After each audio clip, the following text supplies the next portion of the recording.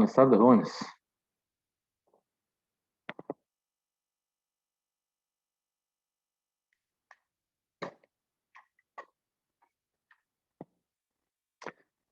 Eh, bueno, en la última clase estábamos viendo lo de la ecuación del gas ideal, ¿verdad?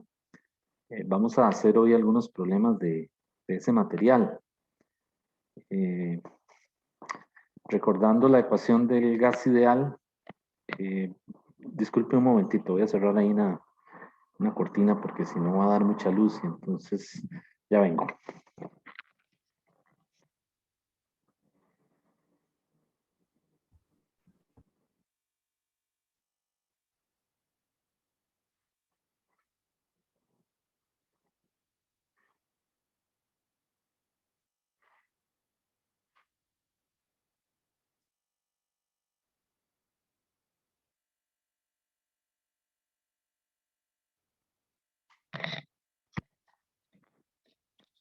Ahora sí. Les decía que, bueno, en la última clase lo que vimos fue la ecuación del gas ideal, ¿verdad? Que esa ecuación eh, tiene esta forma, ¿verdad?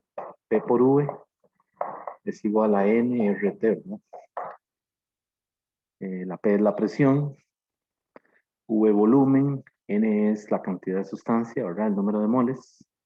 La R es la constante universal de los gases. Y la T es la temperatura, ¿verdad? Y dijimos que esa temperatura tiene que estar en Kelvin, ¿verdad? Para poder utilizar la ecuación, ¿verdad? La presión puede estar en pascales o en atmósferas y el volumen puede estar en metros cúbicos o en litros. Entonces, la R tiene dos valores, ¿verdad? Uno que contempla las unidades de joules, que son pascales por metro cúbico, y la otra constante que está en litros por atmósfera, ¿verdad? Y dijimos que litros por atmósfera no me da directamente joules, sino que tengo que hacer una conversión aparte, ¿verdad? Bueno, esta es la ecuación del gas ideal, que fue el resultado de juntar las leyes empíricas de los gases, ¿verdad? Que se habían venido estudiando desde el siglo, creo que el 17, ¿verdad? Primero apareció la ley de Boyle, luego apareció la ley de Charles, la de Gay-Lussac y por último la ley de Avogadro. Entonces alguien, pues, lo que hizo fue que desarrolló este modelo, el modelo del gas ideal, juntando estas leyes empíricas en una sola ecuación, que es esta P por V igual nRT. Bueno, eh, voy a hacer un problema de libro para aplicar esta ecuación. Realmente no es tan complicada de usar, eh, pero vamos a hacer algunos problemas eh, es decir, de esta ecuación, ¿verdad? Bueno, este problema que voy a hacer es el 18.2 del libro de Sears. Por si tienen el libro a mano, ¿verdad? Está en la página 616, la 13ª edición. ¿Ok? Estoy usando la 13ª edición por una razón, y es que la mayoría me han dicho, bueno, muchos de ustedes me han dicho que la que tienen es la 13ª edición. Entonces, pues, eh, pensando en eso, ¿verdad? En que la mayoría la que tienen es esa, pues estoy tomando los problemas de ahí. Eso no quiere decir que este problema, lo más probable es que esté en la edición más nueva, ¿verdad? Más reciente. Ok, el problema dice así, helio gaseoso con un volumen de 2.6 litros, es helio, ¿verdad? Con un volumen de 2.6 litros a una presión de 0.18 atmósferas y a una temperatura de 41 grados Celsius, se calienta hasta duplicar la presión y el volumen. Entonces, la parte A del problema le dice que calcule la temperatura final. Eso es lo que le está pidiendo. Y lo que le dice es que el volumen pasa a ser 2V, o sea, se duplica, y la presión también se duplica, pasa a ser 2P. ¿Ok? Entonces vean que en este caso, eh, realmente están cambiando las tres variables macroscópicas, ¿verdad? La presión, el volumen y la temperatura. Entonces, pues yo lo que hago es que paso la T a dividir, ¿verdad? Y voy a tener esta ecuación. P por V entre T es una constante.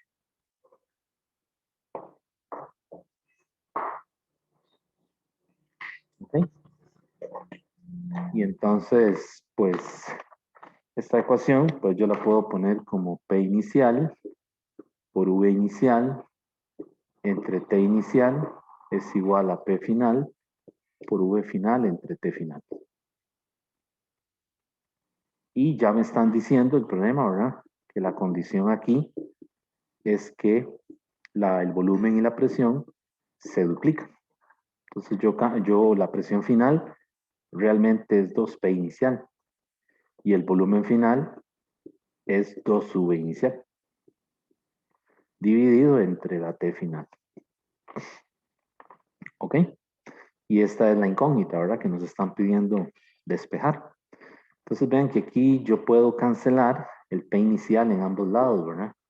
Y puedo cancelar el V inicial también porque está en ambos lados de la igualdad. ¿Ok? Y entonces lo que me va a quedar, escribiéndolo de este lado,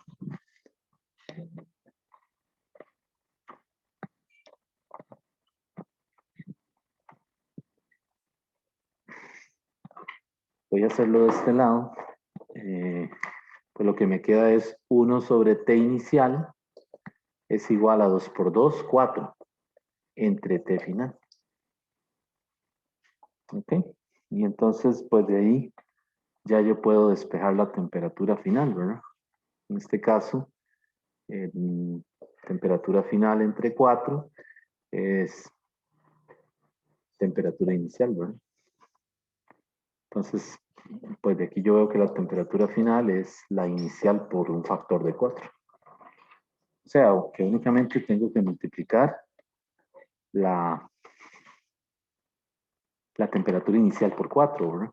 Entonces, la temperatura final sería 4 multiplicado por la inicial, pero vean que la inicial está en Celsius, ¿verdad? Entonces ahí hay que tener el cuidado de a 41 sumarle 273. Y pues eso me debería dar la respuesta. Vamos a ver cuánto da eso. Bueno, serían 41. Es que yo lo hice de otra forma, ahora que estoy viendo la solución que tengo. Entonces lo que quiero corroborar es que no haya hecho alguna cosa mal, ¿no? 41 más 273 y eso lo multiplico por 4. A mí me da 1256. Sí, efectivamente son 1256. ¿Qué unidades? K. Recuerden que no se utiliza la expresión grados Kelvin, ¿verdad? Porque esta escala es una escala absoluta.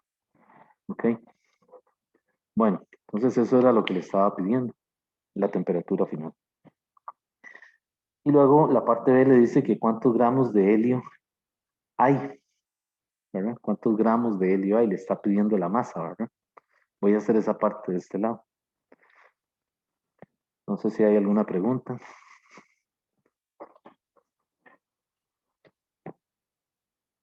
Está bien. El problema es bastante sencillo, ¿verdad? Pues para la parte B le dice que cuántos gramos de helio hay. O sea, le está pidiendo la masa de helio.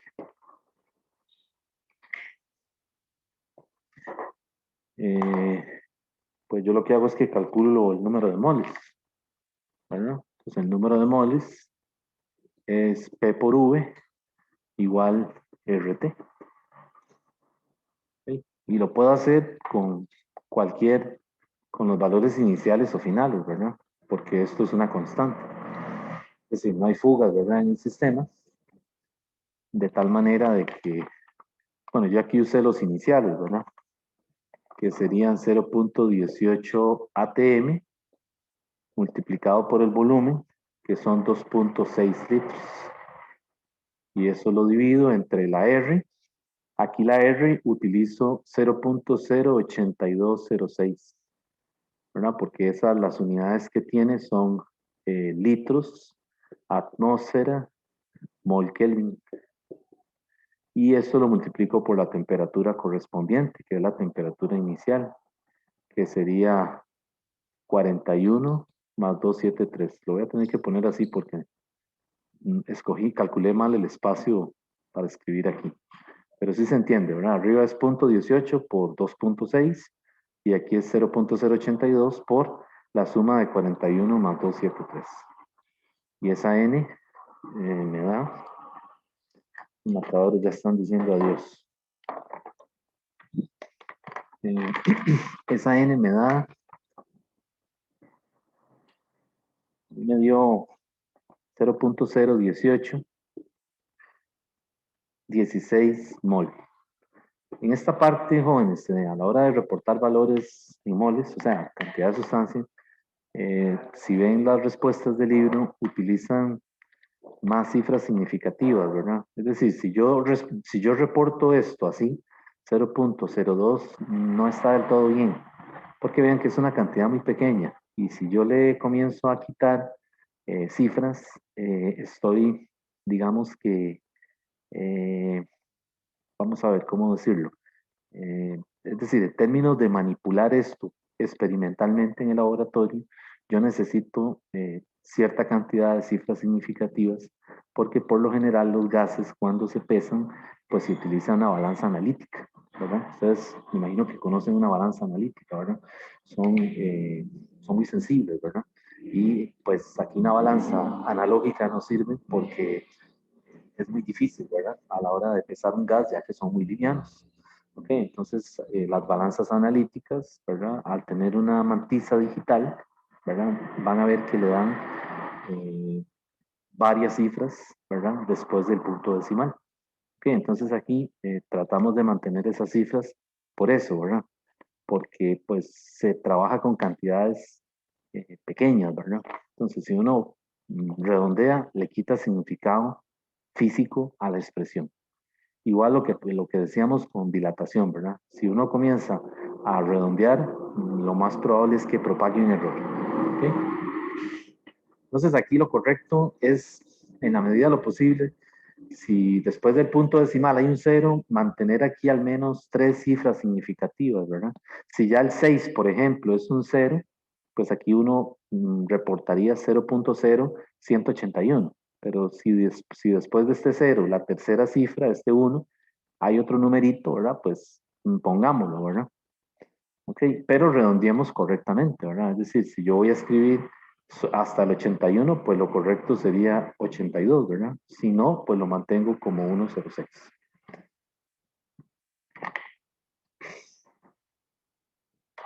Bueno, entonces esa es la N, ¿verdad? Y me están pidiendo la masa. Entonces, de la masa, lo que yo hago ahí es que utilizo la formulita que tenemos ahí, ¿verdad? Que masa de un gas, la masa del helio, es el número de moles multiplicado por la masa molar, ¿verdad? Y esa masa molar, pues se la tienen que dar, ¿verdad?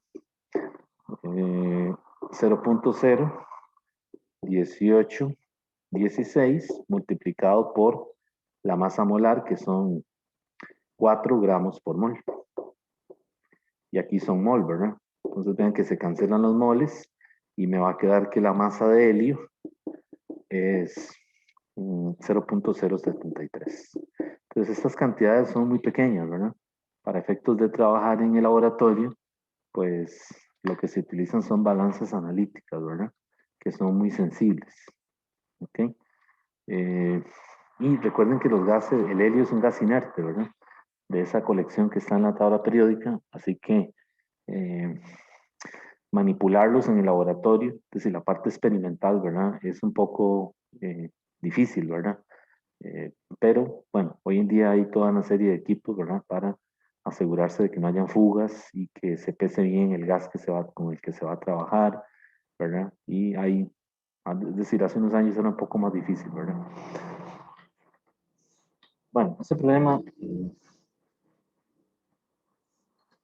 pues, básicamente es aplicar la ecuación del gas ideal, ¿verdad? Vamos a hacer otro, si no hay ninguna pregunta. Este es de un examen viejo. Voy a borrar por aquí.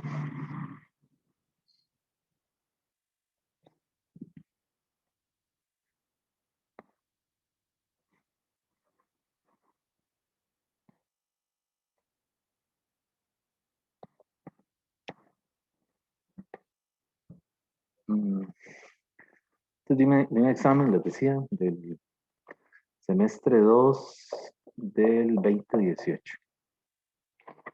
Ya hace, ¿cuánto? 3 años. No, todavía no, ¿verdad? No se han cumplido. Bueno, tenemos una recámara, como un recinto, que tiene un gas.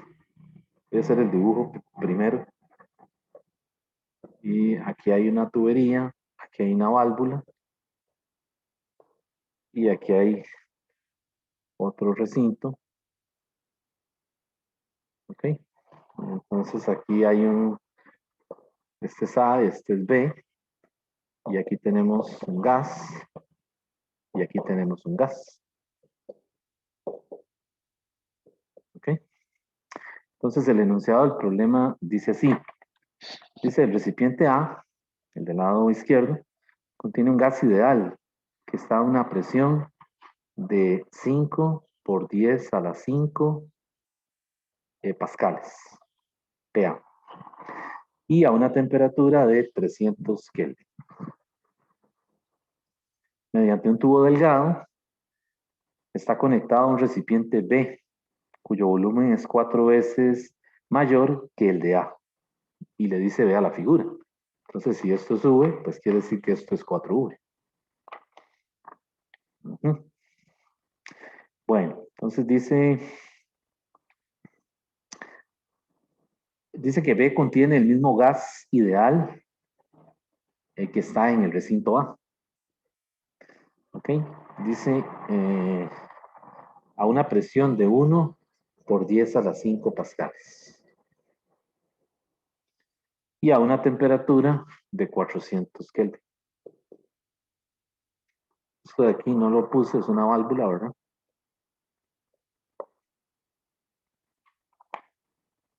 Una válvula.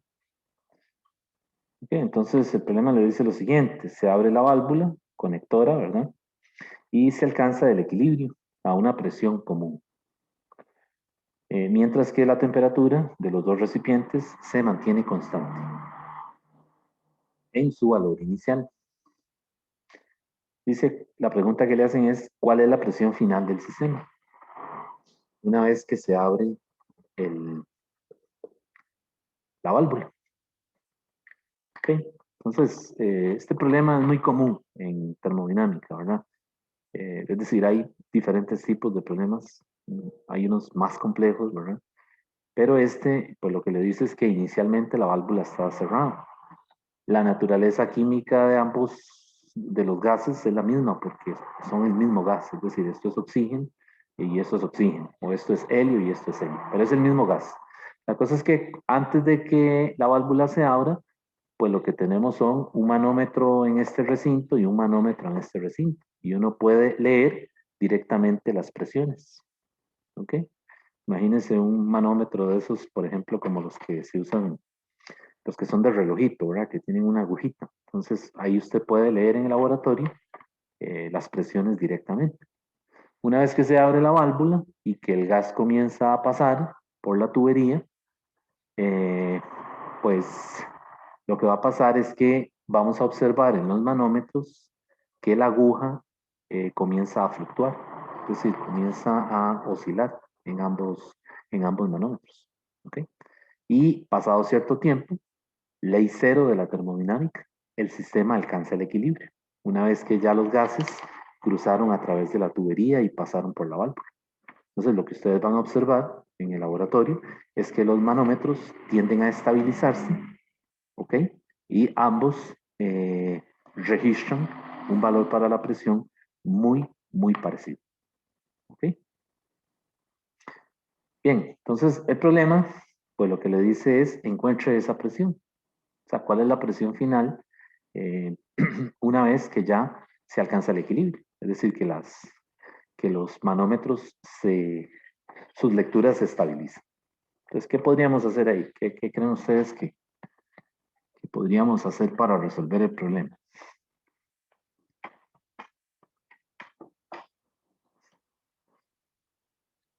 Bueno, primero que todo, una pregunta que no me ha hecho nadie, ¿por qué aquí tienen que ser gases iguales?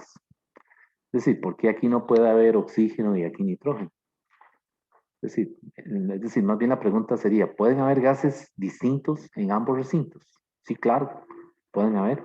Lo que pasa es que si tenemos gases de naturaleza química distinta, recuerden que hay una ley por ahí que le enseñan a uno en química y en física también por ahí, la ley de Dalton, recuerden, la ley de Dalton de las presiones parciales. Entonces ahí, digamos, si yo tengo gases de naturaleza química distinta, la presión final realmente debería ser un aporte de la presión parcial de cada uno de los gases. Entonces aquí para simplificar el problema, pues le dicen que no, que es el mismo gas, ¿verdad? Que se trata del mismo gas. ¿Okay?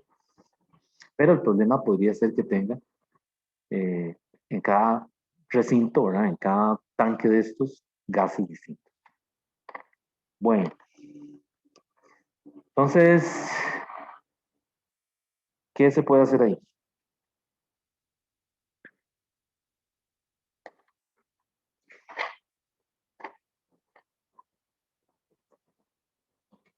Vean que no hay fugas, ¿verdad?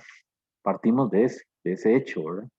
Quiere decir que la cantidad de sustancia tiene que ser la misma, antes y después, ¿verdad? Antes de abrir la válvula y después de abrirla, ¿verdad? Entonces aquí lo que yo puedo decir para resolver el problema es que la N en el recinto A más la N en el recinto B tiene que ser igual a una constante. Es decir, el hecho de que yo abra la válvula no implica de ninguna manera que vayan a haber fuga de gas, ¿no? O sea, todo está cerrado, todo está perfectamente sellado, hermético, ¿verdad? Es un sistema. Este es el sistema termodinámico, ¿verdad? De tal manera de que la NA inicial más la NB inicial, ¿verdad? Pues tiene que ser igual a la NA final más la NB final. Y ya por ahí se fue el problema, ¿verdad? Ya por ahí lo tenemos listo, ¿verdad? Porque ahora aplico el gas ideal y esto es la presión en A inicial por el volumen en A inicial entre R, temperatura en A inicial. Y hacemos lo mismo en cada uno de estos, ¿verdad? La presión en B inicial por el volumen en B inicial entre R, temperatura en B inicial. Y de este lado, presión en A más, por el volumen en A, ¿verdad? Final, RTA final, más presión en B final por el volumen en B final. RTB final. Bueno, estoy escribiendo todo eso, ¿verdad? Pero ya ustedes se imaginarán que aquí se simplifican eh, varios de esos términos, ¿verdad? Para comenzar, puedo quitar las R's, ¿verdad? ¿Qué más? Vean que la presión final es la misma, porque dijimos que los manómetros se estabilizan. Entonces la lectura en cada uno de los relojitos es la misma. ¿Okay? En el manómetro 1 es igual al manómetro 2. Entonces, pues yo esta PA final y PB final, nada más la llamo P final, porque yo sé que es la misma. ¿Ok? Y la otra cosa es que vean que las temperaturas, la redacción del problema le dice que después de que la válvula se abre, si mal no recuerdo, dice que mientras que la temperatura de los dos recipientes se mantiene constante en su valor inicial. O sea que la temperatura no cambia. ¿Está bien? ¿Y qué más podemos decir del volumen? Vamos poniendo cosas de una vez, ¿verdad? La presión inicial en A es 5 por 10 a la 5. Mejor vamos poniendo, ¿verdad? El volumen en A que sube. La temperatura en A son 300. La presión en B es 1 por 10 a la 5. Y el volumen aquí es 4V. Y la temperatura inicial es 400. Y de este lado, vean que puedo sacar a factor común la P final, ¿verdad? Factor de V más 4V. Y abajo, ¿qué me queda? Ah, bueno, pero déjenme ver qué dice aquí. No. Mejor. Sí, saquemos a factor común, pero entonces aquí queda V entre 300, ¿verdad? Más 4V entre 400. Así, ¿verdad? Y pues el V se cancela. Y lo que me queda es despejar la presión final de equilibrio. ¿Está bien? ¿Alguna duda? Ok, bueno, eso se los dejo para que ustedes lo verifiquen. A mí me da que esa presión final es 2.0 por 10 a la 5 pascales. ¿Sí? Vean que es un valor intermedio, ¿verdad? Es decir, está entre 1 por 10 a la 5 y 5 por 10 a la 5. La presión final desciende. O sea, lo que vamos a ver es que las lecturas en los manómetros, si son esos manómetros que son como unos relojitos, pues vamos a ver que la aguja decae cuando, cuando una vez que se estabiliza.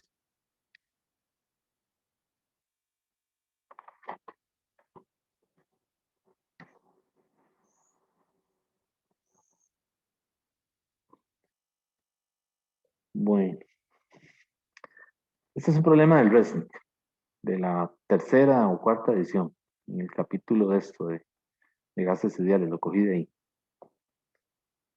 Y hay varias versiones, ¿verdad? En el curso de termo hay unos más heavy, ¿verdad? Más rudos. Hay que considerar más cosas y hay que saber un poco más de eh, la naturaleza del gas, ¿verdad? Hay más cosas en juego, ¿verdad? También está el hecho de que, vean que aquí este sistema no está aislado. O sea, las paredes no son adiabáticas. Entonces, mientras que el gas circula por la tubería, es posible que alguno de los recintos tienda a enfriarse y el otro a calentarse, ¿verdad? Porque hay flujo de calor, eh, digamos, del sistema hacia afuera o al revés, ¿verdad? Puede ser que este montaje esté dentro de un horno, por ejemplo, y se quiera hacer circular el gas mientras que todo el sistema se calienta, ¿ok? Entonces, las paredes no son aislantes, entonces es un problema aparte, ¿verdad? Es otra cosa. Hay que considerar el hecho de que si le ponemos un aislante, no hay transferencia de calor, ¿verdad? Y es un problema más complejo, ¿verdad? Bueno, vamos a hacer uno más.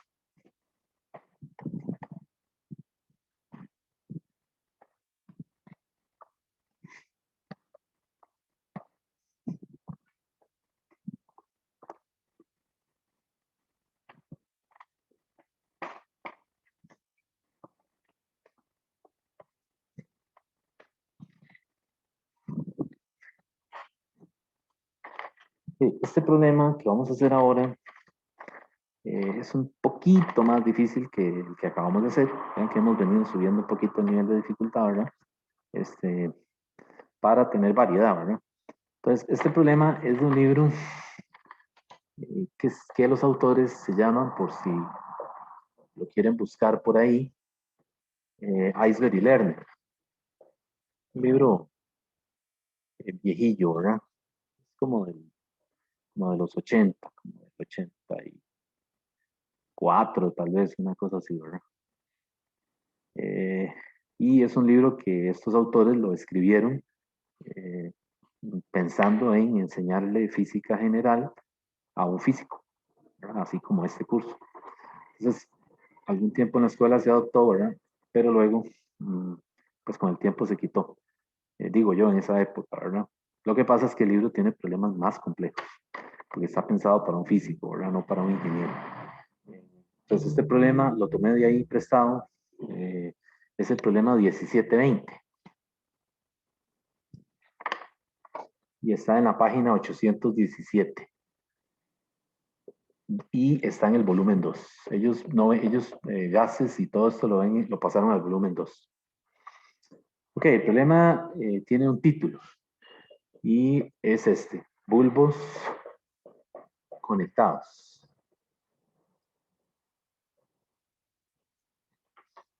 Entonces le dice lo siguiente, bueno, cuando hablan de esa palabra bulbo se refiere a un recinto, ¿verdad? Igual, algún tipo de contenedor, posiblemente de cristal, ¿ok? Entonces lo que dice el problema es lo siguiente, dice un bulbo de vidrio de 400 centímetros cúbicos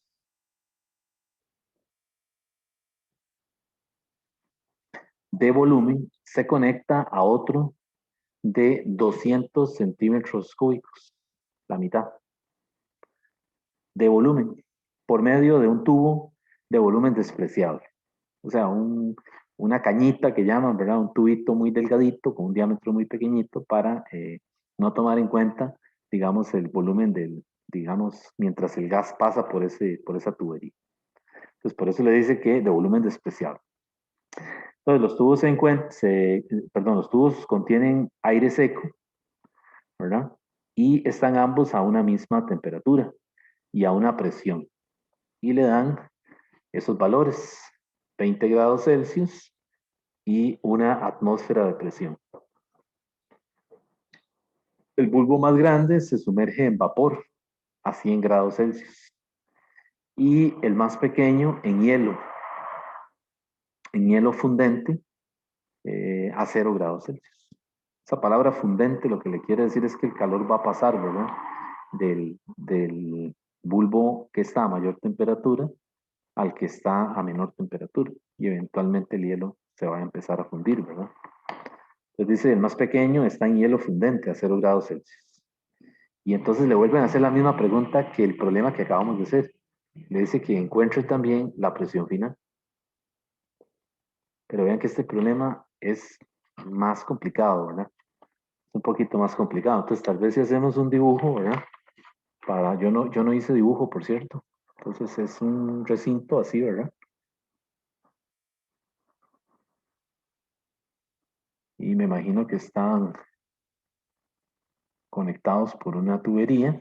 Aquí tiene que haber una válvula y esta es la mitad, ¿verdad? Entonces estos son 400 centímetros cúbicos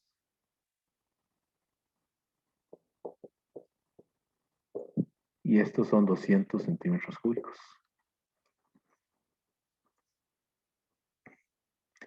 Entonces esto está en vapor, es decir, esto está inmerso en algún tipo de depósito que lo que tiene es vapor, vapor de agua a 100 grados Celsius. Y el otro caso dice que está en hielo fundente, o sea que esto lo metieron en algún contenedor a su vez y lo llenaron de hielo. Bueno, yo no soy muy bueno haciendo dibujos de esto, pero ustedes se lo imaginan, ¿verdad? Está metido en un recipiente con hielo. Entonces, antes de intentar hacer el problema, hay que analizar lo que está pasando, ¿verdad? Adentro lo que hay es aire seco. El aire seco se comporta muy parecido al dióxido de carbono, ¿verdad? Aunque químicamente no es lo mismo, ¿verdad? Pero el comportamiento es muy parecido, ¿verdad? Ok, entonces, ¿qué creen ustedes que pase ahí, verdad? Cuando yo abro la válvula, inicialmente la válvula está cerrada, ¿verdad? Cuando yo abra la válvula, eh, el gas va a comenzar a circular a través de la tubería. Lo que pasa aquí es que vean que al estar este bulbo en vapor de agua a 100 grados Celsius, pues el flujo de calor va en esta dirección, ¿verdad? Es decir, el aire va a comenzar, se va a calentar, ¿verdad? Se va a calentar a esta temperatura y va a comenzar a circular. Llega aquí, se abre la válvula, comienza a pasar el aire seco, ¿verdad? Muy caliente, a 100 o cerca de 100, y entra a este recipiente que no está vacío, tiene también aire, ¿verdad?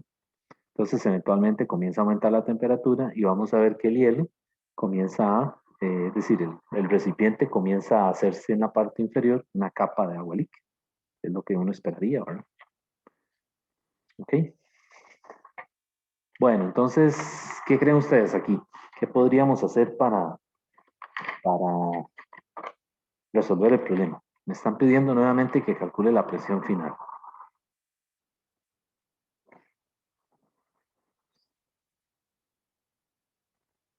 Bueno, pero yo asumiría que el primer contenedor tendría más presión porque tendría una temperatura más grande. Entonces, como que las moléculas empezarían a tener más energía cinética y por el aumento de la temperatura habría aumento de presión, si no me equivoco. Eh, mm, Vamos a ver, es que bueno, en el enunciado dice los tubos contienen aire seco y están ambos a una misma temperatura y a una presión. O sea que esto inicialmente está a 20, ¿verdad? Y esto está a 20. Y esto está a una atmósfera, que se lo da un manómetro, y esto está a una atmósfera, inicialmente, ¿verdad? Entonces, las presiones ahí, antes de que yo abra la válvula, ¿verdad? Están en esos valores, ¿verdad? Entonces, vean que antes de que yo abra la válvula y que se mezcle eso, yo puedo calcular la cantidad de sustancia que hay, digamos, en cada uno de los recintos. Entonces, si este es el recinto 1 y este es el 2, pues yo puedo calcular N1 inicialmente, ¿verdad? ¿Qué sería N1? Es P por V entre RT. Y ese N1 sería entonces, me dice que es una atmósfera, es 1,013 por 10 a la 5 por el volumen, que aquí sería 400, pero vean que son centímetros cúbicos, ¿verdad? Entonces tengo que multiplicarlo por 10 a la 6 para pasarlo a metros cúbicos, ¿verdad? Recuerden que un metro cúbico son 10 a la 6 centímetros cúbicos, ¿verdad? Ok, y aquí abajo la R, pues uso 831.4, ¿verdad? Porque es la R con las unidades del sistema internacional y la temperatura son 20. En este caso serían 20 más 273. Entonces ahí puedo calcular la N, ¿verdad? Digamos la cantidad de sustancia que está ahí en ese depósito. Y a mí me da 0.017 moles. Se le pueden poner más cifras significativas, ¿verdad? Aparte del 17. ¿Ok? Y calculo la N2 en las mismas condiciones, ¿verdad? O sea, la presión es la misma, solamente que el volumen va a cambiar. Ya no son 400, sino que son 200. O sea que todo es igual, solamente que aquí habría que cambiar el 400 por 200. Entonces ese N2 a mí me dio, para que revisen, 0.0083 moles.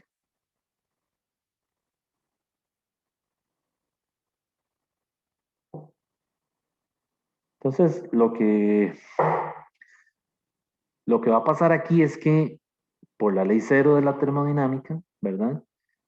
Una vez que se abra la válvula y empiece el aire seco, que ya está a 100 grados Celsius, a circular, pues parte de digamos, del gas que está en el contenedor de 400 va a comenzar a pasar al contenedor de 200, ¿verdad? Eso es lo que va a pasar, ¿verdad?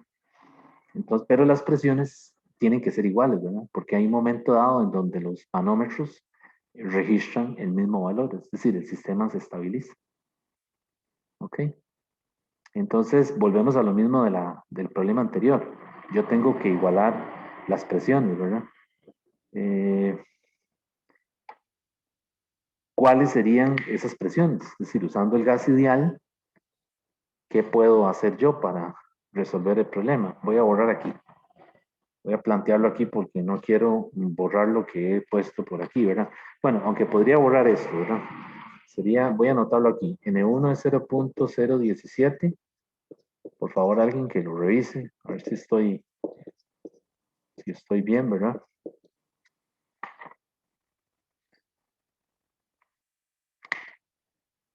Y borro esto. Ya ustedes saben cómo se obtuvo, ¿verdad? Ok, les decía entonces que la presión final debe ser igual, ¿verdad? Una vez que se alcanza el equilibrio. Entonces, del lado 1, ¿qué podríamos decir? Tenemos N1 moles, ¿verdad? Pero al abrir la válvula hay que restarle el N o los N moles que están pasando al otro lado, ¿cierto? Alguien me hace una pregunta. Sí, a mí me dio los mismos resultados. Ok, gracias, Diego.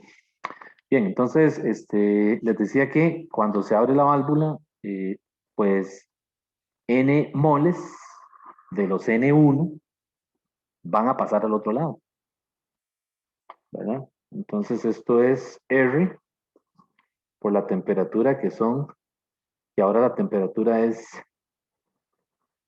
373, ¿verdad? Porque está en un baño de vapor a 100, dividido entre el volumen, que son los 400. Y esto tiene que ser igual a la presión del otro lado. ¿Qué sería la presión en el otro lado? ¿Qué cantidad de moles tengo allá ahora al otro lado? Tengo los N2, ¿verdad? Que tenía inicialmente, más lo que pasó, que son los N moles que abandonaron el recinto de 400. Multiplicado por R, por la temperatura, que son 273. ¿Verdad? 0 grados más 273. Y abajo el volumen sería 200. Y esto es, de este lado está la presión 1 y de este lado la presión 2, ¿verdad? Pero P1 es igual a P2 y eso es igual a la P final.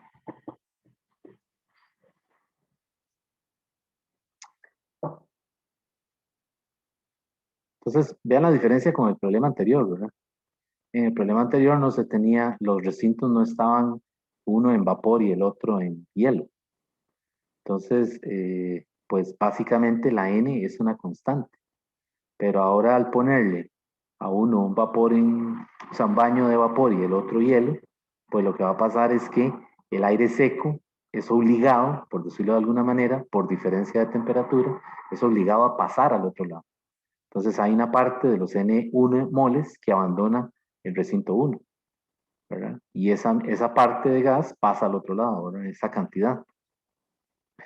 Y bueno, ya con eso yo creo que ya ahí lo podemos resolver, ¿verdad? Porque N es el N, que sería el número de moles que salen del primer bulbo y se alojan en el segundo. ¿Ok? Y esto esta R la puedo quitar, ¿verdad? Y la N1 y la N2 las tengo, ¿verdad? Quiere decir que realmente esto sería 0.017, ¿verdad? Menos N multiplicado por 373. Y esto de aquí sería 0.020, ¿verdad? 83 más N multiplicado por 273 por 2, ¿verdad? Aquí pongo un 2 porque es el factor que quedó entre 400 y 200, ¿verdad?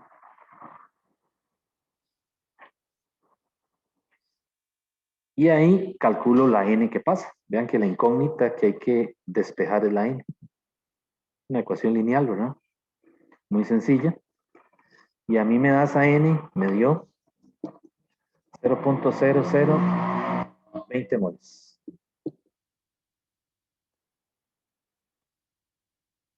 ¿Okay? Y con esa N me devuelvo a cualquiera de estas dos expresiones. ¿Verdad? Ya ahora cojo 0.0020 y lo meto aquí.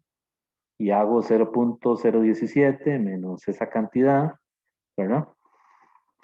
Y me da que la presión final, voy a ponerlo por aquí arriba, disculpen el desorden, ¿verdad? Debería ir abajo, pero bueno, es para no borrar, porque si no, por si hay alguna pregunta. Y esa presión a mí me da, yo lo hice aquí en este, 0.017, del resto 0.0020, y eso lo multiplico por 0.082 por 373 y el volumen lo pasé a litros, 0.4 litros. Y esa presión final me va a dar en atmósferas. A mí me dio 1.15 atm. Y esa es la presión final de equilibrio. A diferencia del problema anterior, si recuerdan el problema anterior, la presión de equilibrio estaba digamos, dentro del intervalo de las dos presiones en cada recinto, ¿verdad? Una era 5 por 10 a la 5 y la otra era 1 por 10 a la 5 y había dado 2 por 10 a la 5, ¿verdad? ¿Qué vemos ahora aquí? ¿Qué observan ustedes?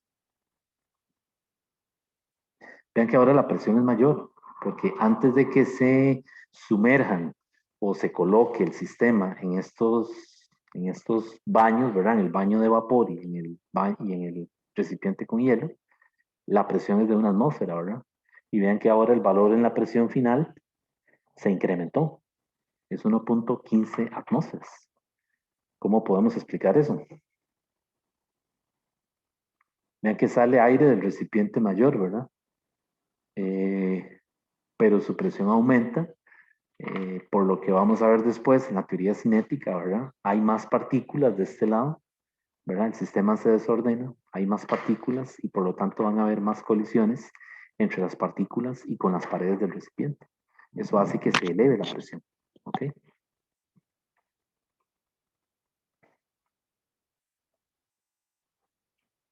Bueno, yo creo que con esos tres problemas, ¿verdad? Ya más o menos vimos el tema este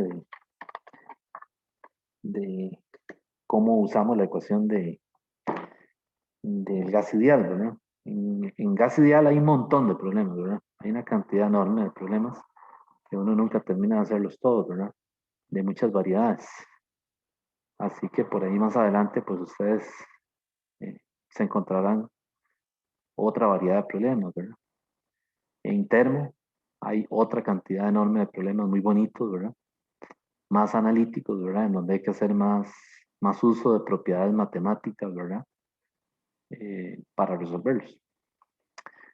Ok. Bueno, entonces, si no hay ninguna pregunta, voy a borrar esto que tengo aquí en la pizarra para ahora sí continuar con el material. Eh,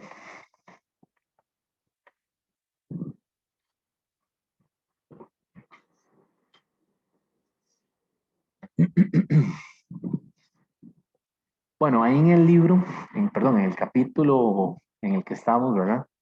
Le hacen una pequeña referencia a una ecuación muy famosa para efectos de preguntas en el examen. Si viene alguna pregunta es conceptual sobre esto que voy a ver ahora, no preguntas de hacer cálculos. Pero hay una ecuación muy famosa que luego ustedes van a estudiar en termo que se llama la ecuación de Van der Waals. ¿Okay? La ecuación de Van der Waals que creo, si mal no recuerdo, es de 1873. En ese año fue que este señor la publicó. ¿Okay? La ecuación de Van der Waals, paso a escribirla de una vez, ¿verdad? Es esta, P más, voy a copiar la que está aquí en el libro, ¿verdad? AN cuadrado dividido entre B cuadrado multiplicado por este binomio V menos NB igual a NRT. Esa es la ecuación de Van der Waals. Creo que con esa ecuación, creo que con ese resultado fue que le dieron el título de doctor a él. Bueno, realmente no estoy seguro, pero creo que él presentó esto como para sustentar la tesis de él de doctor. Bueno, aquí en esta ecuación, los símbolos que ya ustedes ven tienen el significado usual, por lo menos los que conocemos, ¿verdad? Esto es presión, esto es volumen, ¿ok? La N es número de moles y la R es la constante universal del gas. Lo que no conocemos o lo que es nuevo, digamos, es la A, y la B. Esa A y esa B se llaman los parámetros del gas. ¿Ok?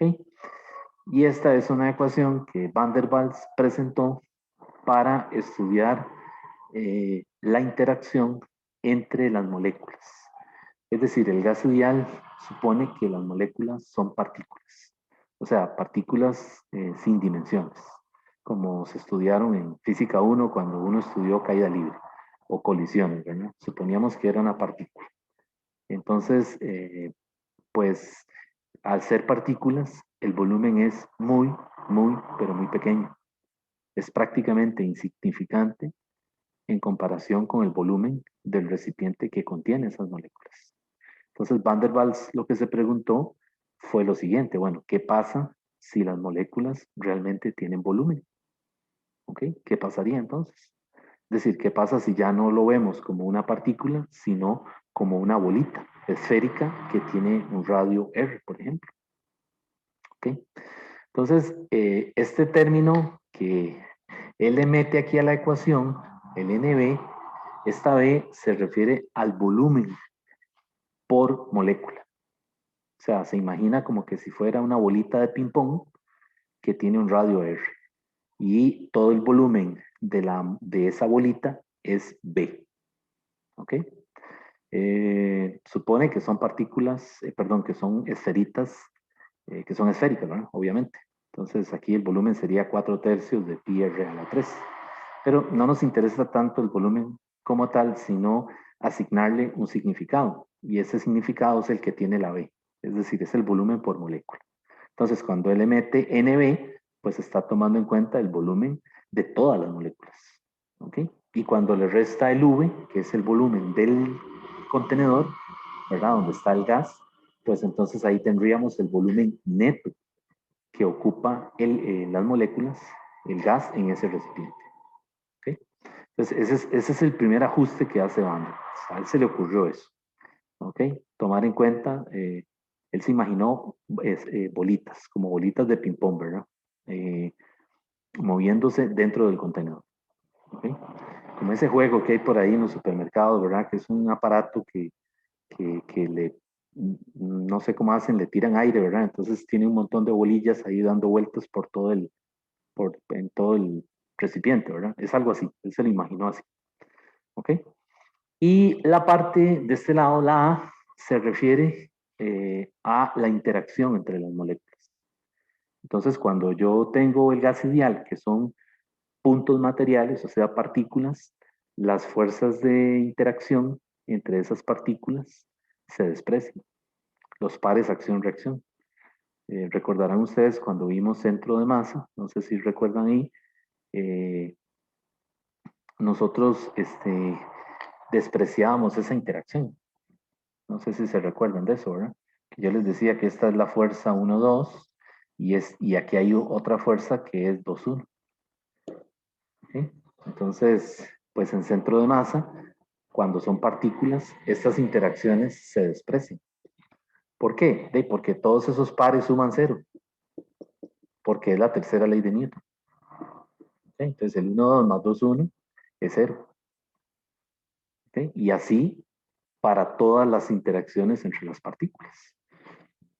Y eso nos permitió calcular, por ejemplo, la aceleración del centro de masa, ok, el momento lineal del centro de masa y esas cosas, ¿verdad? Entonces Van der Waals, en esa época ya esta gente de la mecánica newtoniana la dominaban, ¿verdad? Ya la habían estudiado mucho y se imaginaron estas cosas, le aplicaron la mecánica de Newton, ok, y funcionó. Entonces Van der Waals dice, bueno, ¿qué pasa si la molécula no es una partícula, sino que es una esfera?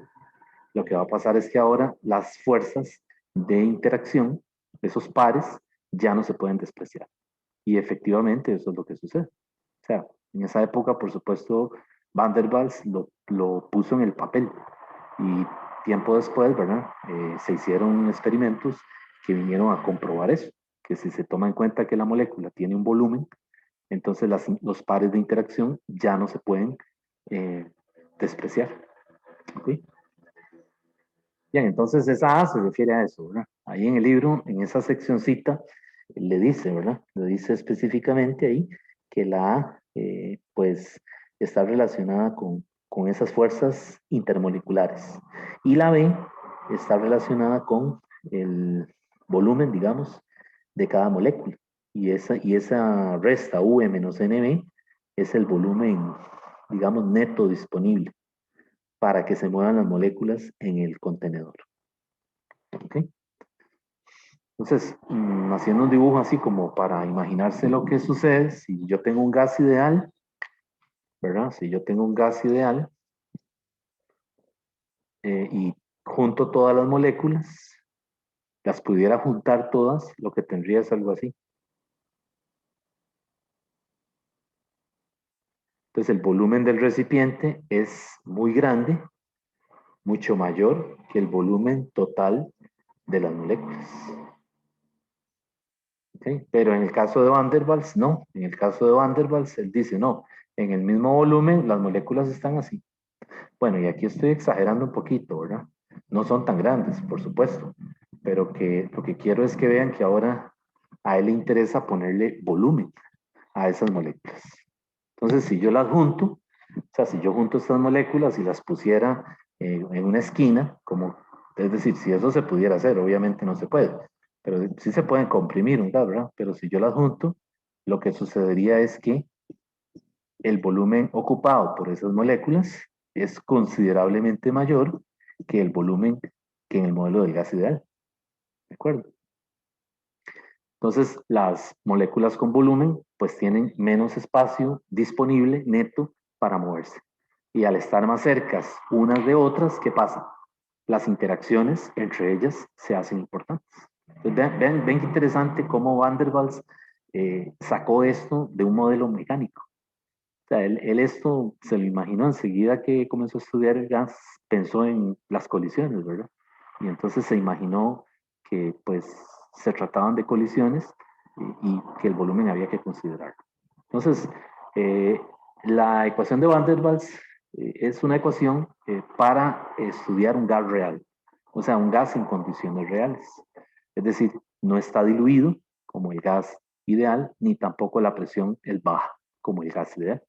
¿Okay? Entonces, los gases en el laboratorio, usualmente, ¿verdad? No los tenemos en esas condiciones, diluidos y a bajas presiones, sino que puede ser que el gas se necesite calentar, ¿ok? O se necesite que esté concentrado, que su densidad sea mayor.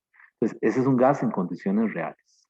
Entonces, la ecuación de Van der Waals, pues es la primera ecuación de estado que estudia un gas en condiciones reales.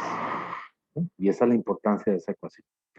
Luego van a ver en termodinámica que hay una familia gigantesca, ¿verdad?, de ecuaciones de estado. Porque después de que Van der Waals presentó esta ecuación en el siglo XIX, detrás de él comenzó una lista interminable de científicos que presentaron ecuaciones de estado. ¿Okay? Entonces, las ecuaciones de estado a veces son muy particulares, ¿verdad? Es decir, hay ecuaciones de estado que solo funcionan para un caso súper específico, particular, de un experimento en ciertas condiciones. Entonces, es una publicación, salió en un paper, ¿verdad? Y esa ecuación de estado tiene nombre. ¿Sí? Pero si quizás vamos a usar esa ecuación de estado para otro gas en otras condiciones, ya esa ecuación no funciona. ¿De acuerdo? Entonces, esto de la familia de las ecuaciones de estado es enorme, ¿verdad? Bueno, si viene alguna pregunta de esto en el examen, si viniera es conceptual. Entonces, es solo para que entiendan la diferencia entre el gas ideal, ¿verdad? Y el caso del gas en condiciones reales, cuando se toma en cuenta el volumen de las moléculas. Vean que si la A se hace 0, ¿ok? Y la B se hace 0, pues lo que yo obtengo es esto. P por U igual a NRT. ¿Ok? Entonces, esa es la otra cosa. La gente que trabaja en esto y que hace publicaciones, ¿verdad?, de una nueva ecuación de estado, tiene que asegurarse que en el límite correcto recupere u obtenga nuevamente la ecuación del gas ideal. Es decir, no puede ser que uno presente o publique una ecuación de estado que en las condiciones apropiadas no recobremos el gas ideal, porque si no, entonces no tendría sentido. Recuerden que aquí uno lo que quiere es ver cómo un gas en condiciones reales puedo hacer que se parezca a un gas en condiciones ideales. Entonces, cualquier ecuación de estado de un gas real tiene que reducirse al modelo del gas ideal. ¿Ok? Esa es la idea. Y bueno, por lo demás, más adelante van a ver en el curso de termo que pues a esta ecuación se le pueden hacer muchas cosas, o sea, ¿cómo se dice? Mucha manipulación matemática.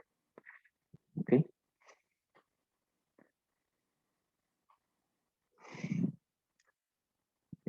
Bueno, entonces hasta aquí voy a llegar con esto de la ecuación de Van der Waals. Y bueno, ustedes después, más adelante, pues la estudiarán en detalle.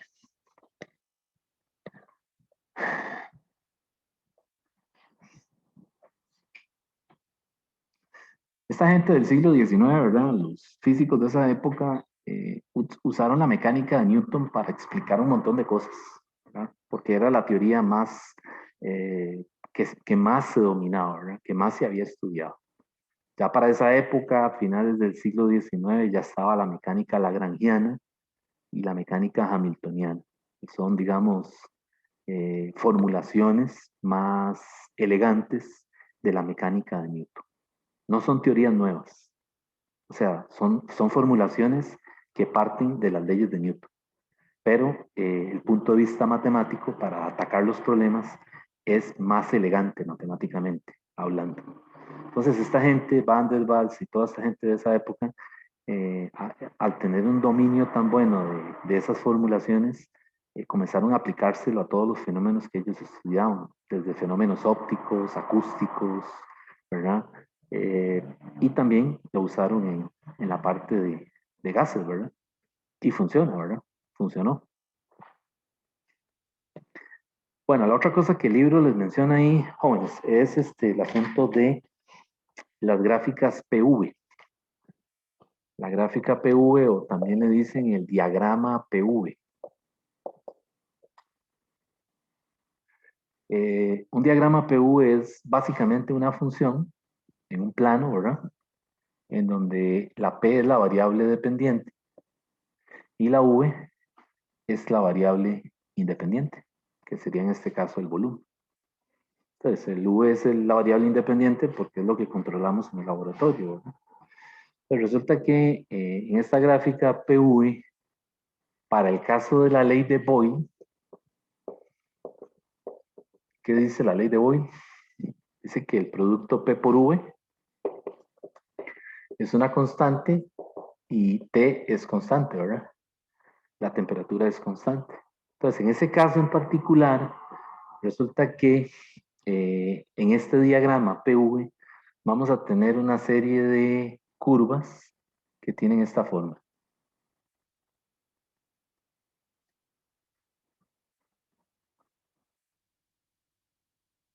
Totalmente simétricas, ¿verdad? Bueno, a mí no me quedaron tan bonitas, pero me refiero a que el espaciado entre una y otra es el mismo. O sea, son simétricas. Es una familia de curvas. Esa familia de curvas se llaman isotermas. Y la característica que tienen es que en este diagrama PV, cualquier punto que pertenezca a esa isoterma, su temperatura es la misma. ¿Ok? Entonces ahí en el libro, a la isoterma de arriba le llaman la T4, por ejemplo, a la cuarta curva. Y la que sigue, todos los puntos de esa isoterma están a la misma temperatura y le llaman la T3. Y así sucesivamente. Esta sería la T2 y esta sería la T1. Entonces vean que ese diagrama PV tiene 4 isotermas, con la característica de que la que está más arriba es la que tiene la temperatura mayor. Entonces si yo quiero poner aquí una secuencia de desigualdades, tendría que decir que T4 es mayor que T3, y T3 a su vez mayor que T2, y T2 mayor que T1. Entonces en ese diagrama PV, la isoterma que está más arriba, por decirlo de alguna manera, es la que tiene la mayor temperatura. Y la que está más cerca, digamos, del origen, ¿verdad? aunque no es totalmente correcto lo que estoy diciendo, pero digamos la que está más abajo es la que tiene la menor temperatura. Pero cada una de ellas, en cualquier punto de esa curva, de esa función, la temperatura es la misma. O sea, la temperatura es constante. ¿Ok? Entonces, estas isotermas son las del gas ideal. P por U igual a nRT. Entonces son muy bonitas porque son completamente simétricas. Pero resulta que para un gas real, esas isotermas no son tan simétricas. Es decir, este es el caso ideal. Entonces, en el caso de un gas real, ¿verdad? Como el caso de Van der Waals, si yo vuelvo a hacer este diagrama PV, resulta que la primera se parece mucho a la primera del gas ideal. Se parece, ¿verdad? Pero la siguiente hace algo así. Vamos a ver si me sale. Hace una bajada y por aquí hace una subida rara y hace esto. Se deforma aquí. ¿Ok? Ya le está diciendo que las temperaturas en estas isotermas no son del todo constantes. Entonces aquí hay una región que es una región, voy a ponerla en sombrearla. Y aquí todos son gases en las isotermas del gas ideal. Pero en el caso de un gas real, un gas puede condensarse, es decir, puede hacerse líquido, ¿ok? O inclusive podría solidificarse. ¿Okay? Entonces hay regiones en este diagrama PV en donde yo tengo partes que son líquido, por ejemplo de este lado, y por aquí partes que son vapor. Entonces, las isotermas se comienzan a deformar conforme se acercan a esta región. Entonces hay una en particular que hace algo así, toca esta región y ven lo que pasa aquí. Si yo hago un zoom de esta isoterma, por decirlo de alguna manera, vean que la isoterma hace algo así, a ver si me sale, y creo que no me va a salir, y luego hace así. ¿Lo ven? ¿Qué observan ustedes ahí, matemáticamente? Esta región sombreada es lo que yo intenté poner aquí en puntos así. ¿Qué me pueden decir ustedes ahí matemáticamente? Vean que esta región es cóncava hacia arriba. ¿Lo ven? Esto es cóncavo hacia arriba. Y en este punto, después de que la isoterma lo toca tangencialmente, ¿qué hace ahora la curva? Se vuelve cóncava hacia abajo. Entonces, este punto de aquí, ¿cómo se llama en cálculo? ¿Cómo se llama ese punto? Un punto de inflexión. Un punto de inflexión. Muy bien, claro. Un punto de inflexión. Y vieran que ese punto de inflexión le da al físico un montón de información acerca del comportamiento de un gas en condiciones reales. Y es importantísimo, ese famoso punto de inflexión. Es un punto en donde cambia la curvatura. Y no solo eso, ese punto es el punto que corresponde a la temperatura crítica. Es decir, esta isoterma en donde el punto de inflexión, en donde se aprecia el punto de inflexión, tiene una temperatura que se llama TC. O sea, es la isoterma a temperatura TC. ¿Y qué es la temperatura TC? La temperatura crítica. Y la temperatura crítica es un valor que caracteriza cada gas. Entonces, cada gas tiene una temperatura crítica distinta. Y más aún, esa temperatura va a depender de la ecuación de estado con la que se esté estudiando ese gas. Quiere decir que si esta isoterma es de Van der Waals, tiene una temperatura crítica. Pero si esa isoterma corresponde a otra ecuación de estado, de otro fulanito, ¿verdad? La ecuación de Juan Pérez de los Palotes, ¿verdad? La ecuación de estado de alguien así, pues esa otra ecuación le da otra temperatura crítica, pero le permite caracterizar el gas con esa ecuación de estado, ¿verdad? En el caso del gas ideal, no. todas las isotermas son bonitas, ¿verdad? Son simétricas, todas se portan bien, todo bonito. Aquí no. Aquí las isotermas, las primeras de arriba, se parecen al gas ideal, pero ya las que siguen se comienzan a deformar debido a esta región donde esa sustancia es susceptible de que cambie de estado. Es decir, el gas se puede condensar, se puede volver líquido, o qué sé yo, puede haber una solidificación. Es decir, hay un cambio de estado. Por lo general son vapores y son líquidos, ¿verdad?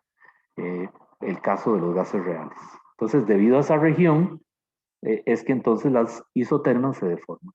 Pero hay una en particular que tiene esta característica, y es que el punto de inflexión, matemáticamente hablando, es también un punto crítico. Y ese punto crítico, jóvenes, es una terna. Es decir, ese punto crítico no solo se compone de la temperatura crítica, sino que se compone de la presión crítica, el volumen crítico y la temperatura crítica. ¿Ok?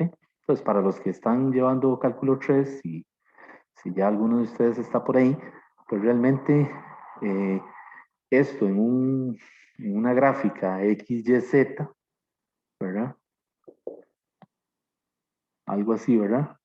Lo que voy a tener es una especie de mesa, como las mesas esas que usan los que hacen, ¿cómo se llama?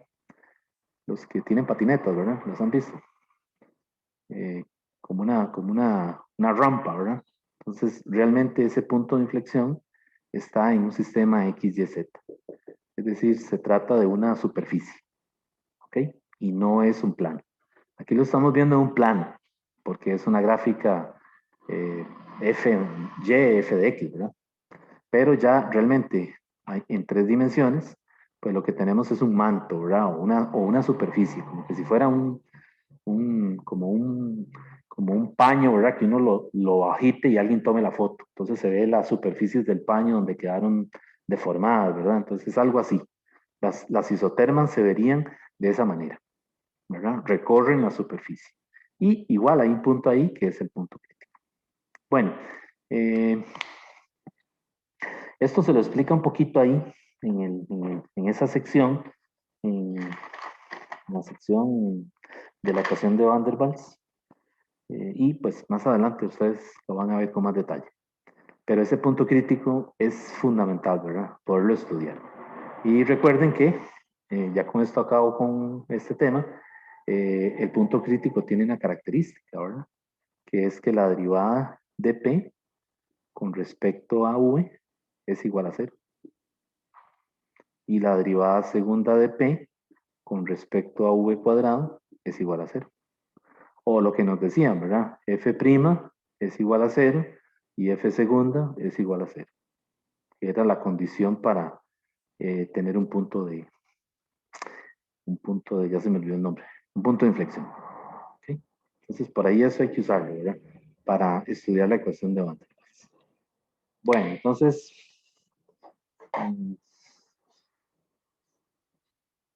esa es la historia de la ecuación de Van der Waals. Entonces, Van der Waals inclusive le dieron el premio Nobel, ¿verdad? Creo que el premio Nobel de Van der Waals fue por la ecuación de estado. Porque a nadie se le había ocurrido eso, ¿verdad?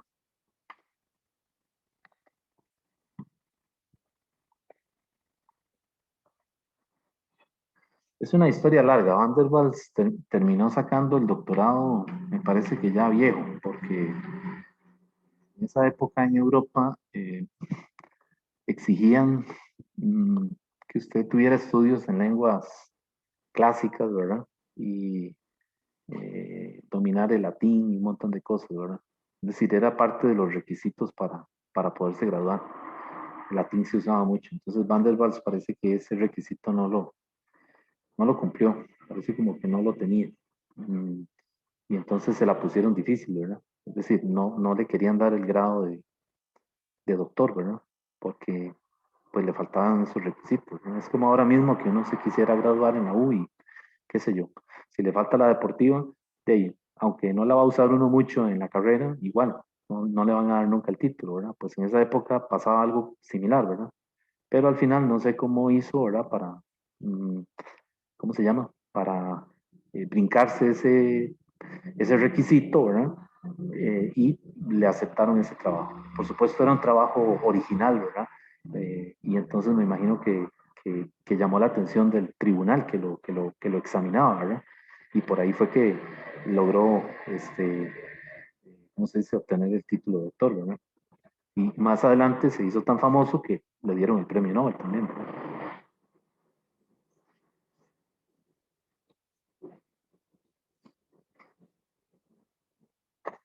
Bueno, entonces voy a pasar ahora a ver algunos otros detalles para ver si comenzamos a ver la teoría cinética. Mm, La masa molar, nosotros también, vean que hay una ecuación ahí, ¿verdad? En el libro que yo ya la usé, la puse por ahí, y es esta. La masa total de un gas es el número de moles por la masa molar, ¿verdad? Pero también ahí en el libro le dice que la masa molar yo la puedo calcular de esta manera. La masa molar está relacionada a través de esta fórmula. M mayúscula es igual a Na multiplicado por M. ¿Ok? Y vean que esta M y esta M no son lo mismo. Entonces, algunos libros utilizan la notación, a mí me gusta porque me ayuda para que no se me hagan enredo, de que le pone un cerito a esa masa. Esa masa es la masa de una molécula. ¿Ok? Y esta M que le ponen ese subíndice total es la masa de todo el gas. ¿Ok? Entonces esta es la masa de una molécula. Masa de una molécula. Y esta es la masa total. Entonces, no las vayan a confundir, ¿verdad? Y esto es masa molar y este Na, pues ya creo que ustedes lo conocen, ¿verdad? Se llama el número de Avogadro. Ese número de Avogadro tiene el valor, se denota Na, es igual a 6.022 por 10 a la 23 partículas por mol. Es decir, el número de Avogadro contabiliza o sirve para contar sistemas de muchas partículas. ¿Okay? Entonces, por ejemplo, si son gases, que es lo que estamos estudiando en este capítulo, pues yo quito la palabra partículas, realmente, ¿verdad? Porque partícula es muy general, no me dice mucho, y pongo moléculas. ¿Ok? Pero puede ser que un químico, por ejemplo, esté estudiando una solución acuosa, ¿verdad? Algún ácido, entonces él necesite usar el número de Avogadro, entonces él le interesa contabilizar iones. Entonces aquí serían en una solución acuosa, un ácido, ¿verdad? Disuelto en agua, le interesa contar iones por mol. ¿Ok? Pero tal vez un físico de estado sólido le interesan electrones por mol. ¿Ok? Entonces, eso depende del sistema que estemos estudiando. Bueno, entonces la cosa es que ese es el número de Avogadro y lo vamos a utilizar aquí mm, para poder calcular la masa de una molécula. ¿Ok?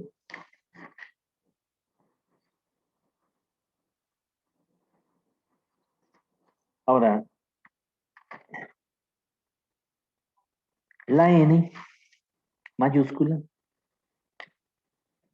cuando yo escribo N mayúscula, me refiero al número de moléculas. Entonces, ahí hay una formulita que me relaciona el número de Avogadro con el número de moles, y es esta. El número de moléculas es N por el número de Avogadro. Pues esta es otra ecuación que no la vayan a confundir, ¿verdad? Vean que por eso las estoy, digamos que comentando y ahora encerrando un cuadrado ahí, ¿verdad? Para que ustedes porque se parecen, ¿verdad? Y entonces es posible que uno tienda a confundirlas, ¿verdad? N es NA por N. Ok. Bien, en física nosotros vamos a usar una constante que se llama la constante de Boltzmann, que es el mismo Boltzmann de la ley de Stefan Boltzmann, ¿verdad? De radiación, que habíamos visto en la clase asincrónica que les puse ahí, ¿verdad? Entonces resulta que esa constante de Boltzmann se utiliza el símbolo K minúscula y una B de subíndice. Esa constante de Boltzmann tiene el valor de 1.38 por 10 a la menos 23 joules entre Kelvin. 1.38 por 10 a la menos 23 joules entre Kelvin. Esta constante va a aparecer de ahora en adelante no solo en cuestiones relacionadas con termodinámica. Es decir, les puede salir en mecánica cuántica, le puede salir en mecánica estadística, en métodos matemáticos, es decir, esta constante está metida por todo lado en física. De hecho, es una de las 5 constantes con carácter universal más importantes de toda la física. ¿Ok? Entonces, se llama la constante de Boltzmann. Entonces, aparece en astrofísica, aparece en astronomía, en todo lado está. ¿Ok? Bien, entonces resulta que la R de los gases, se puede calcular como el número de Avogadro por la constante de Boltzmann. ¿Okay? O sea, esa R que es 8.314 es también NA por KB. O sea que si yo aquí multiplico 6.022 por 10 a la 23, lo multiplico por 1.38 por 10 a la menos 23, eso me debería dar 8.314. Háganlo si no me creen. Entonces, esas 4 ecuaciones que estoy poniendo ahí, pues es importante que las distingan, ¿verdad? A la hora de que están estudiando esto. Algunos libros, estas 2 M's no las distinguen, ¿verdad? Es decir, yo he visto libros en donde en el mismo capítulo usan M para la masa del gas y M para la masa de una molécula, ¿verdad? Entonces, como ustedes imaginarán, si uno no leyó con cuidado, se le vuelve un colocho, ¿verdad? Es decir, es un enredo. Digo yo para el que está empezando a estudiar eso, ¿no? Entonces, pues, tengan cuidado, ¿verdad? De no confundirlos. Ok, bueno, entonces, ya por aquí voy terminando. Quedará la teoría cinética para la próxima clase. Voy a borrar aquí. Resulta que ahora con estas ecuaciones que acabo de escribir aquí, el gas ideal, la ecuación del gas ideal, se puede escribir de otra forma. O sea, la que vimos es esta, ¿verdad? nRT. Pero con estas ecuaciones yo puedo escribir el producto P por V, lo puedo escribir como N en lugar de N minúscula, KB en lugar de R por T. Y esto también es la ecuación del gas ideal. Solamente que esta está escrita en términos del número de moles y la constante universal de los gases, ¿verdad?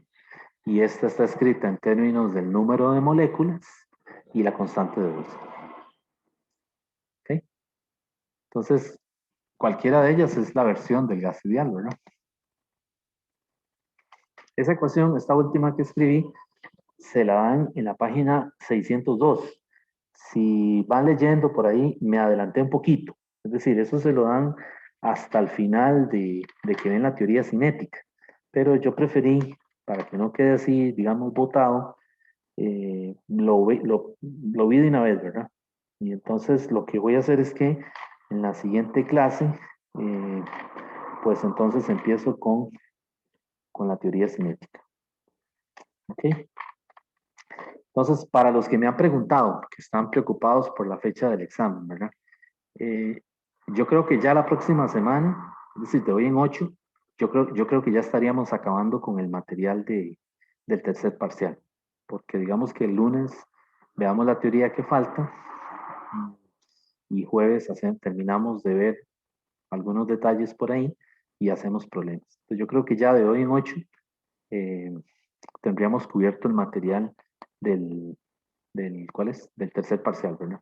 Entonces, si fuera así, si fuera que del jueves acabamos, de la otra semana, pues entonces el examen podría estar ya para el sábado, el otro sábado 29, ¿verdad? Si no me equivoco.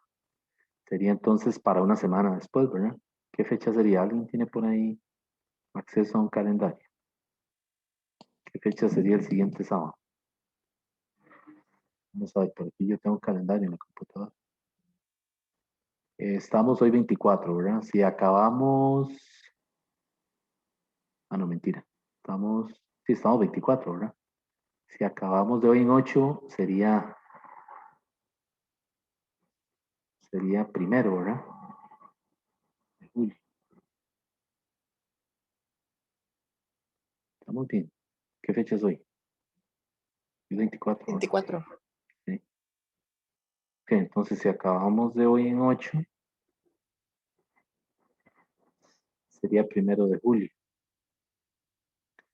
Sí, entonces el examen lo pasaríamos para el siguiente sábado, que viendo aquí en el calendario sería el 10 de julio. Esa sería la fecha, digamos, para el tercer parcial. Para no, es decir, para no correr, ¿verdad? Para dar el tiempo reglamentario, ¿verdad? Para hacer ese examen. Ujú. Claro que ya para esa semana, que ustedes van a hacer el examen, ya yo he cubierto ya el primer capítulo más o menos del cuarto parcial, ¿verdad?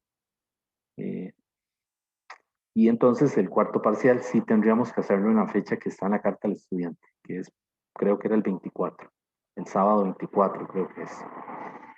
¿Ok? Entonces estamos bien, ¿verdad? Porque después del 24 queda una semana para hacer ampliación, ¿verdad? En el caso de que alguien estuviera en esa situación, ¿verdad? Esperemos que no, por supuesto. Pero entonces estoy viendo las fechas, era a lo que quería llegar. Sí, está bien. Entonces, la próxima semana termino con este capítulo, ¿verdad? Ya me quedan ahí un par de temas, teoría cinética y calores.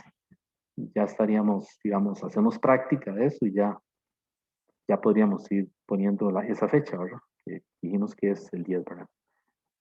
Igual lo voy a poner por escrito cuando sea el momento en una plataforma, porque pues yo sé que no todos se conectan a esta hora, ¿verdad? Entonces, eh, los que me han estado preguntando principalmente son los que no pueden conectarse porque me explican que tal vez trabajan a esta hora, no sé. Entonces, pues por ahí después yo les aviso. Está bien, jóvenes, entonces, si no hay ninguna pregunta, pues entonces quedaríamos aquí y continuamos el próximo lunes. Hasta luego, entonces. Muchas gracias, profe. Bueno, Gracias. bueno, con mucho Gracias, gusto. profe. Hasta luego, con gusto.